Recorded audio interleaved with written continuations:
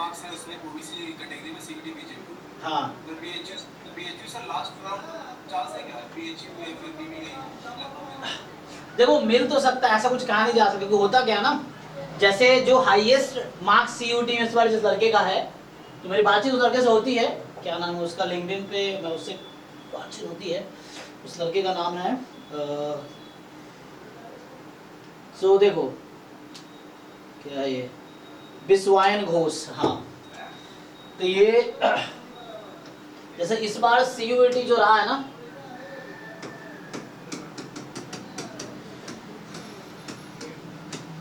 जो एसटी है, इस बार जो हाईएस्ट मार्क रहा है, हाईएस्ट मार्क्स जो है 232 है आउट ऑफ 300। और किसका मार्क्स है? इस लड़के का है, और ये वही लड़का है जिसका आईआईटी एग्जाम में फर्स्ट रैंक आया इस बार। मतलब इसका इनफैक्ट इसी लड़के का, मतलब ये हाईएस्ट मार्क्स है सीयूटी 2023 का, और इसी का आईआईटी एग्जाम एमएस में 2024 में। अभी कुछ दिन में इसका भी इंटरव्यू करेंगे। जस्ट ये मेरा स्टूडेंट नहीं था, मैं नहीं कह रहा हूँ स्टूडेंट है, लेकिन भाई चूंकि बातचीत से होती रही है तो इसने कहा है कि हाँ सर एक बार, मतलब जस्ट गाइडेंस सेशन के तौर पे कैसे क्या किया, तो कुछ दिन में रखेंगे हम सेशन इसके साथ, अभी रखेंगे तो एक सेशन फ्यूचर में होगा इसके साथ। तो ये इसका जैम में AIR 1 था, और इसके जैम में जो मार्क्स थे 93.33 आउट ऑफ 100 है ना, इसी के है। तो ये हाईएस्ट मार्क्स है। मैं अब सीयूटी पे आता हूँ, तो इस पे क्योंकि ये थोड़ा कनेक्शन था, क्योंकि इसी का हाईएस्ट मार्क्स है। तो इस बार सीयूटी एग्जाम 300 मार्क्स का हुआ था, और अब देखो होगा क्या, जो इसमें ये जो एग्जाम जितने भी सीयूटी जैम के एग्जाम कितने लोगों ने इस बार दिया था, जैम 2024 में आई थिंक 3500 अप्रॉक्स ना लोगों ने एग्जाम दिया था। सीयूटी का कितने लोगों ने एग्जाम दिया था, किसी को आइडिया है? ये डेटा वेबसाइट पे है, अभी किसी ने ग्रुप में डाला था, सुबह सुबह मैं देख रहा था ग्रुप में डाटा अपने बच्चे ने किसी ने शेयर किए थे कि किसके हाईएस्ट मार्क्स है, कितने बच्चे एग्जाम दिए हैं। तो ये एग्जाम देने वाले अराउंड, जहां तक मुझे याद है अभी 6500 था, 65 था 45 था, देख लेता हूँ। ये अपने ग्रुप में ही आया था वो डिस्कशन वाले में, कि टोटल ये वेबसाइट पे आया हुआ है एक्चुअली। तो टोटल मतलब इतना ज्यादा कैसे हो, डबल कैसे हो गया? हाँ 4500 होगा फिर, मतलब सीयूटी ज्यादा बच्चे देते हैं दैन जैम, है ना। कौन से ग्रुप में आया था वो देखना पड़ेगा। हाँ तो किसी को आइडिया कितने बच्चे दिए थे? मैं ये पूछ रही थी सीयूटी क्यों ज्यादा देते हैं? हाँ भाई नहीं, क्योंकि जैम बहुत सारे बच्चों को पता ही नहीं है। देखो जो स्पेशली हम लोग भी जब बीएससी में थे तो थर्ड ईयर तक पता ही नहीं था कि आईआईटी एमएससी कराती है। जनरली हमारे इंडिया में क्या फेमस है, आईआईटी बीटेक के लिए फेमस है ना। उसके अलावा लोगों को पता ही नहीं कि आईआईटी एमएससी भी कराती है, एमटेक भी कराती है, या पीएचडी भी है, एमबीए भी कराती है आईआईटी।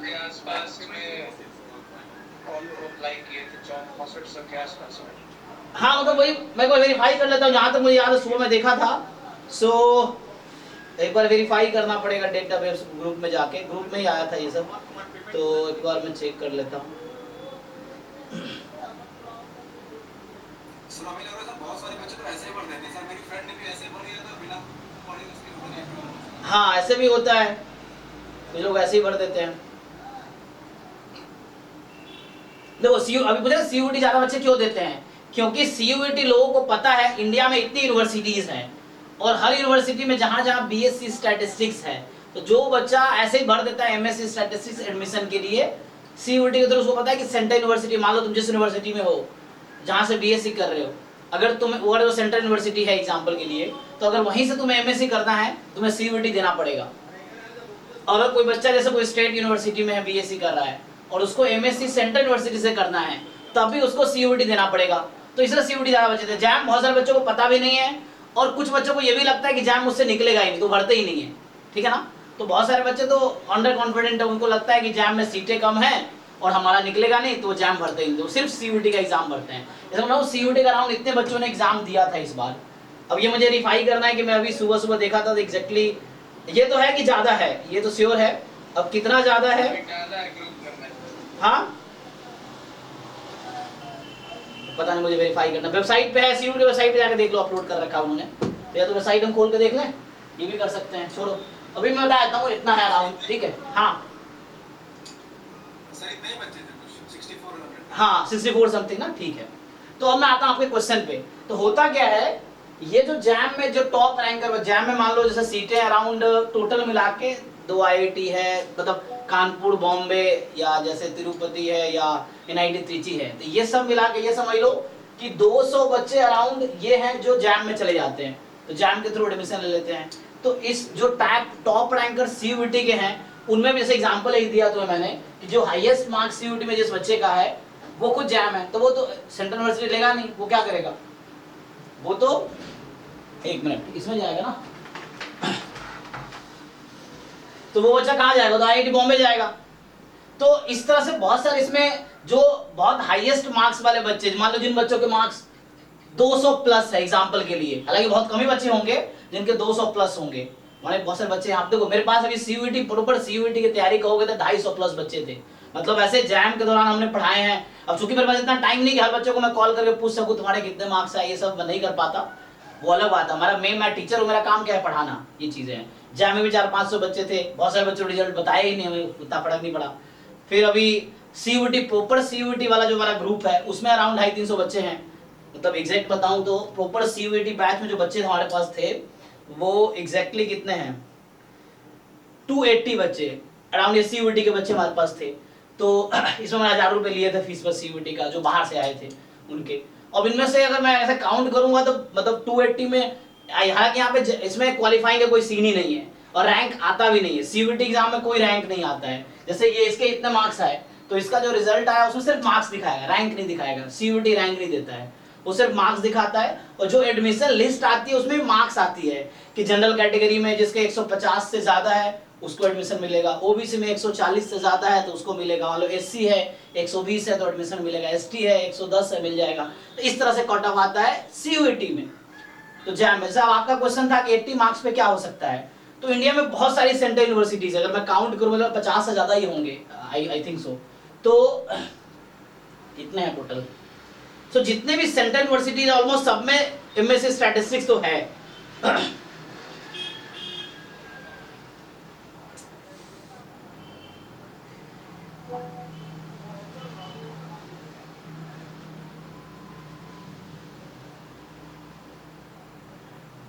हर स्टेट में एक तो होता है ना सेंट्रल यूनिवर्सिटी अराउंड टॉक्स, हाँ, तो 28-29 तो है ही कम से कम, ठीक है। सो चलो 30 से अप्रॉक्स लगा लेते हैं, कितने बता रहे हैं,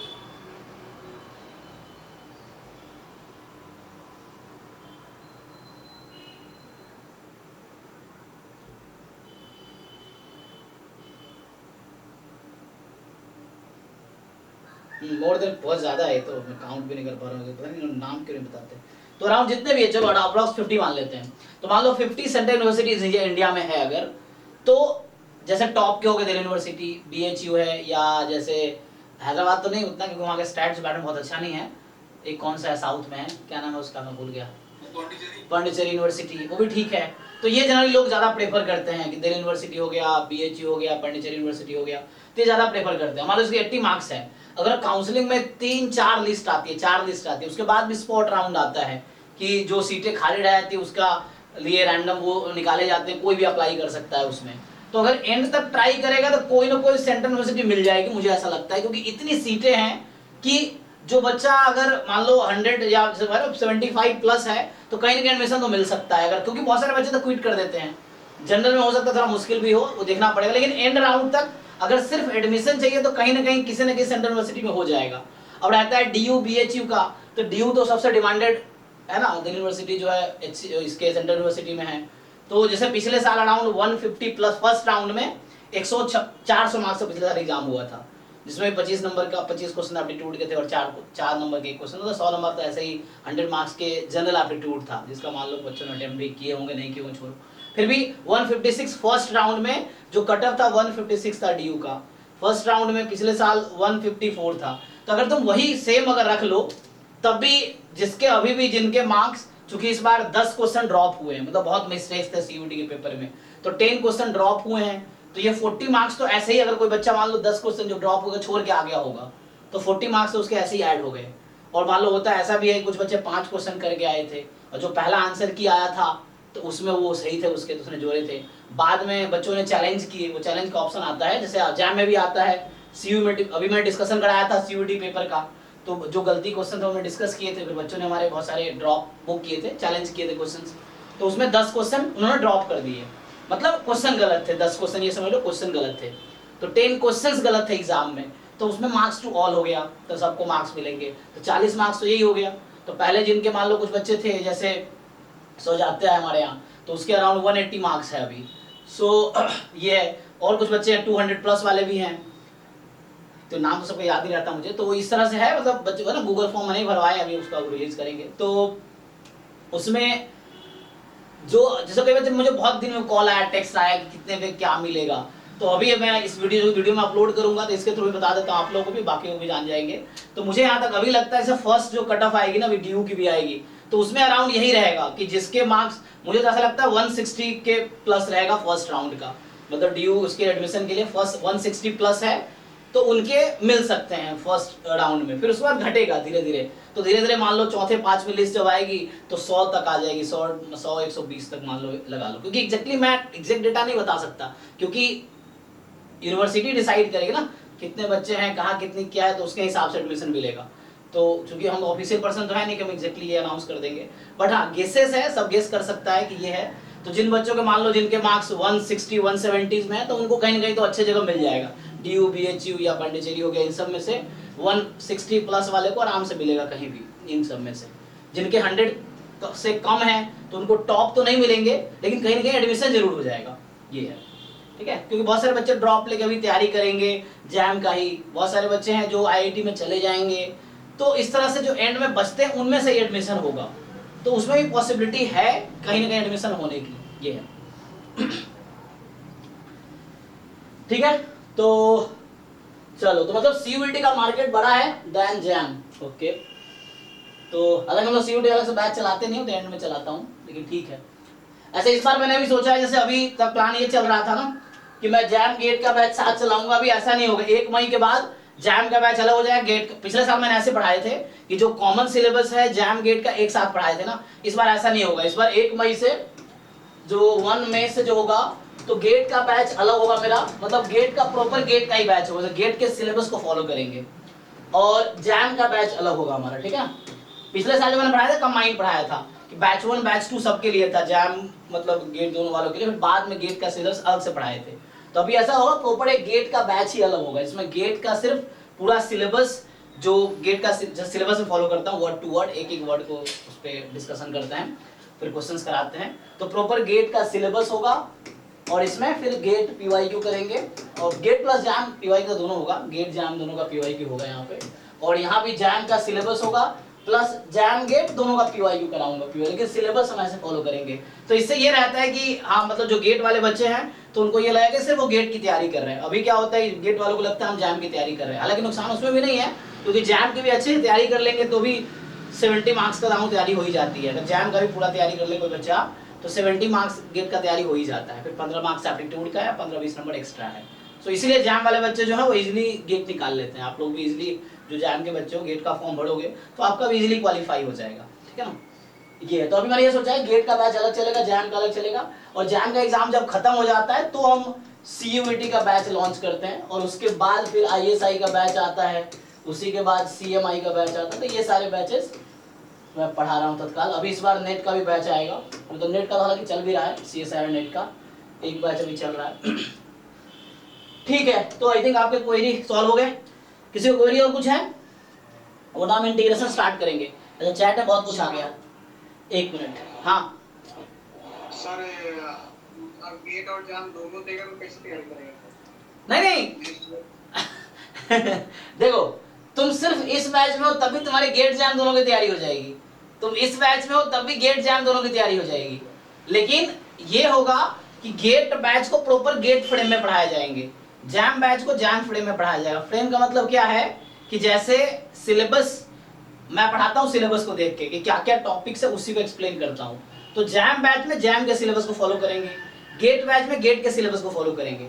लेकिन आपको पता है ना कि जैम गेट में बहुत सारी चीजें कॉमन है, तो वो तो दोनों जगह कवर होंगे ना। अब जैम बैच में जो टॉपिक पढ़ा रहा हूँ वही टॉपिक गेट में भी है, तो आपका गेट का तो कवर हो गया ना, या जब गेट वाले बैच में पढ़ा जैम का कवर हो गया, तो उसमें कोई नुकसान नहीं है, ठीक है ना। और ऐसे मैं प्लेलिस्ट सबको शेयर करूंगा, हमारे यहाँ कोई वैसा नहीं तुम बैच 1 हो तो बैच 2 नहीं देख सकते, सबको सारे प्लेलिस्ट मिलेंगे। तुम चाहो तो 4 बैच में क्लास अटेंड करो तो भी नुकसान नहीं है, लेकिन ऐसा मत करो, क्योंकि क्या है ना, अभी एक बैच से स्टिक होकर उसकी अच्छी तैयारी करो। तो जो जैम वाले बच्चे हैं वो सिर्फ जैम की तुम तैयारी करो, तुम्हारा गेट ऐसे ही निकल जाएगा, गेट की तैयारी नहीं करनी पड़ेगी तुम्हें, समझ रहे ना। तुम बस जैम की अच्छे से तैयारी करो, आप जैम का पूरा सिलेबस ढंग से कवर करो, पीवाईक्यू जैम का करो, गेट का पीवाईक्यू भी करना है। जब मैं बताया था आप लोगों को, जो जैम मैथमेटिकल स्टैटिस्टिक्स के स्टूडेंट है उसको पहले तो सिलेबस अच्छे से कर लेना है, ठीक, उसके बाद पीवाईक्यू आता है। सिलेबस के साथ साथ हम असाइनमेंट सॉल्व करेंगे, पीवाईक्यू नॉन पीवाईक्यू दोनों। उसके बाद आता है कि ईयर वाइज पेपर का, तो आप लोगों को जैम मैथमेटिक्स के भी वो टॉपिक्स करने हैं जो जैम एमएस में कॉमन है, गेट स्टैटिस्टिक्स के वो क्वेश्चंस करने हैं जो जैम एमएस में कॉमन है। तो वो सिलेबस जब आपको क्लियर रहेगा ना, तो आप क्वेश्चन देख के पहचान पाओगे किस टॉपिक का है, सिलेबस में है कि नहीं है। फिर जैम एमएस का पूरा तो करना ही है। तो वो तो पीवाईक्यू बैच बाद में हम वैसे करेंगे, लेकिन मैं कह रहा हूँ कि सिलेबस बैच हमारा गेट का अलग चलेगा और जैम का अलग चलेगा। तुम सिलेबस खोल के देखो जैम का और गेट का, अगर मैं दिखाऊं तो थोड़ा लिखने का तरीका अलग है ना दोनों का, ये चीजें हैं। तो तुम्हारा गेट का अलग चलाएंगे बैच, जैम का अलग चलेगा। और जैम का एक बैच 1 मई को आएगा, दूसरा बैच फिर मैं 15 जून के राउंड स्टार्ट करूंगा, या 1 जून का देख लेंगे आगे कैसे होता है, तो उसके राउंड स्टार्ट करेंगे। सर गेट वाला वो जो गेट का प्रिपरेशन दे रहा है, वो जो जेम का वीडियो चाहता है, आप जो क्लास 6 पढ़ाओगे तो पाएगा? हाँ हाँ, मैंने कहा किसी को कोई रेस्ट्रिक्शन नहीं है, जैसे ग्रुप तो अभी कॉमन है एक, तो आपको जितने बैचेस मेरे चल रहे हैं सबकी रिकॉर्डिंग मिलेगी, सबके लाइव क्लास में आप आ सकते हो, कोई प्रॉब्लम नहीं है आपको, सारे ऐसा कोई डिस्क्रिमिनेशन नहीं है, लेकिन आपको अपने गोल से स्टिक रहना है, मिलेगी आपको। हाँ, so you have to stick to your goals, कि आपको आपकी प्रायोरिटी क्या है, भटकना नहीं है। सो अपने प्रायोरिटी पे काम करो, बाकी चीजें खुद ही हो जाएंगी। जो बच्चा जैम का बहुत अच्छे से तैयारी करेगा उसका गेट खुद ही हो जाएगा, मैं ये कह रहा हूँ, उसमें अलग से कुछ नहीं करना पड़ेगा आपको गेट के लिए। जो नॉलेज, जो आपने क्वेश्चन प्रैक्टिस कर रहे हो जैम के लिए, उसी नॉलेज उसी क्वेश्चंस के थ्रू गेट की प्रिपरेशन हो रही है आपकी, अलग से करने की कोई जरूरत नहीं पड़ेगी, ये है। बाकी क्लास में जैम गेट दोनों में क्वेश्चन कराएंगे, दोनों बैच में, जैम बैच में भी गेट बैच में भी, ये चीज है। और जैम पर दूसरा बैच आएगा या नहीं आएगा? हाँ आएगा, कोई दिक्कत, जैम का दूसरा बैच आएगा। अभी तो मैं जो 2 बैच पढ़ाया हूँ आप लोगों का, बैच 00 और बैच 01, ये दोनों हमारे बेसिक बैच है, ये प्रॉपर है ना, ये दोनों बेसिक बैच है। ये समझ लो बेसिक 1 था और ये बेसिक 2 है, ये दोनों बेसिक बैच है अभी, ठीक है ना। इस तरह से एक्चुअल बैच हम लोग अभी, आपका बैच 02 नाम से स्टार्ट होगा अभी, जो जैम बैच होगा एक्चुअली, है ना, वो जैम 1 होगा। और अभी साथ में बैच 3 स्टार्ट होगा जो गेट 1 होगा। फिर अगला आएगा बैच 4 इस बार आएगा जो जैम 2 होगा। तो जैम का एक बैच हो रहा है, गेट का एक ही बैच चलेगा, 2 बैच गेट का नहीं चलाएंगे, गेट का सिर्फ एक बैच रहेगा, जो बाद में आएंगे वो रिकॉर्डिंग लेंगे। ये है जैम का 2 बैच आएगा, ये अराउंड 1 मई से स्टार्ट करूंगा इसको, और ये अराउंड 1 जून के अराउंड समझ लो स्टार्ट होगा, और ये आखिरी होगा। उसके बाद क्योंकि हमें आगे बहुत सारी चीजें करनी है ना, पूरा सिलेबस 4-5 महीने लगाते हैं, सिलेबस के साथ असाइनमेंट भी होता है, दोनों एक साथ चल रहे होते हैं, सिलेबस असाइनमेंट। फिर आता है पीवाईक्यू, पीवाईक्यू में एक ईयर का पीवाईक्यू डिस्कस करते हैं हम लोग ईयर वाइज, 2024, 23 इस तरह से एक पेपर। फिर जैम एमए का भी करना है, जैम एमएस का भी करना है, गेट स्टैटिस्टिक्स का भी करना है, तो 3 पीवाईक्यू करेंगे ये। और ये तो बाद में पीवाईक्यू हम कंबाइन भी कर सकते हैं, क्योंकि जो गेट वाले उनको भी जैम का पीवाईक्यू करना ही है, क्योंकि वो गेट वाले बच्चे जो जैम का पीवाईक्यू नहीं करेंगे तो उनकी तैयारी कम रह जाएगी। तो आपको जैम के पीवाईक्यू भी करने, क्योंकि जैम का सिलेबस सबसेट है गेट के सिलेबस का, तो गेट वालों को भी जैम तो करना ही है, जैम वालों को पूरा गेट नहीं करना है, गेट का कुछ पार्ट करना है, ये चीज है। तो ये जैम का सेकंड बैच खत्म कब होगा? वही 1 महीने का गैप लगा लो, 1 महीने बाद स्टार्ट होगा, 1 महीने बाद खत्म होगा, ये है।